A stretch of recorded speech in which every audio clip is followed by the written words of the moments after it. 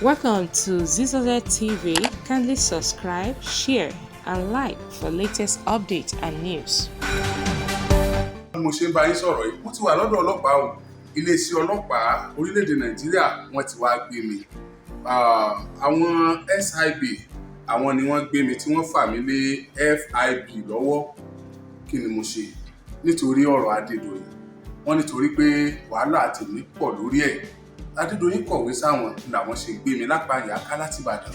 Mo ti wà l'Abuja báyìí o. Ní tó jẹ́ kí n ṣe léyìí ni pé àmọ́ tó lè ṣẹlẹ̀. Okay guys, hello. How you doing? I've got an update for you concerning the popular veteran presenter, that's in person of Oriyomi Hamzat, the CEO of Agidigbo FM.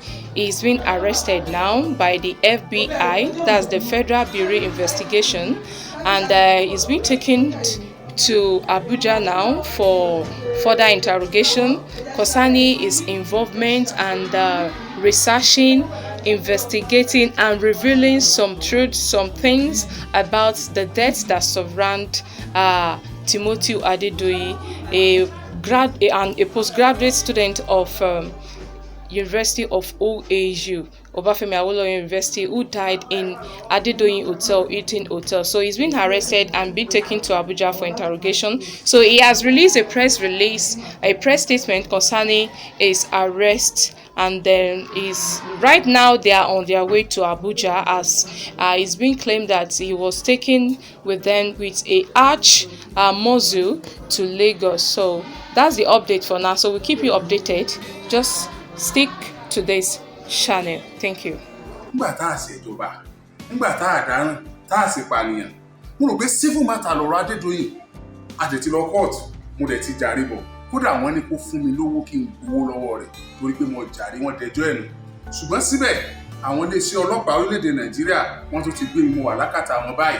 Nítorí jẹ́ kí n máa sọ eléyìí ni pé àmọ́ tó lè ṣẹlẹ̀ o. Àmọ́ tó lè ṣẹlẹ̀ o. Àmọ́ tó lè ṣẹlẹ̀. Mo tún tẹnu mọ́ àmọ́ tó lè ṣẹlẹ̀. Ṣùgbọ́n tí mo bá padà dé, mo fi gbogbo ẹnu sọ pé tí mò ń ṣe mi ní filẹ̀ láéláé. Bí mo dẹ̀ ṣe ń lọ ságọ́ wọn tí mo wà pẹ̀lú wọn báyìí, ẹ lè má mọ̀ kò tí mo wà. Bóyá wọ́n ń fìyà jẹ mí lọ́wọ́, bóyá wọ́n ń tọ́jú mi lọ́wọ́, bóyá wọ́n ń pò mí fún pọ̀ lọ́wọ́. Ṣùgbọ́n bí mo ṣe rí ní kí n tó lọ, apá mi pé o, ẹsẹ̀ mi pé o, nǹkan kan ò ṣe mí o. Bẹ́ẹ̀ ni kò sáìsàn kankan lára mi. Àti ẹ̀ẹ́dọ́gbọ́n fi nǹkan sóúnjẹ fún yàn.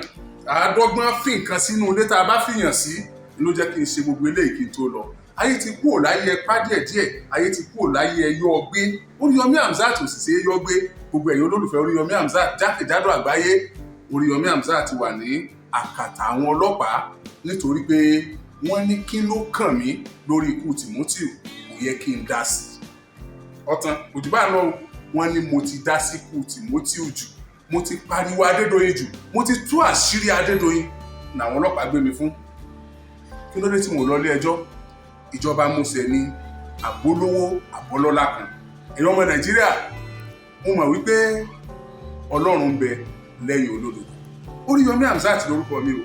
I still remain myself and I will never once again, I will never change from whom I am.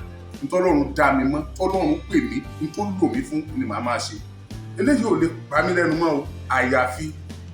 Ṣùgbọ́n tí mo bá sì wà lókè ìpẹ́, bí màá ṣe nìyẹn. Mo sọ fún yín ni o, Oriyomi Hamzat, mo ti wà lákàtà àwọn ọlọ́pàá.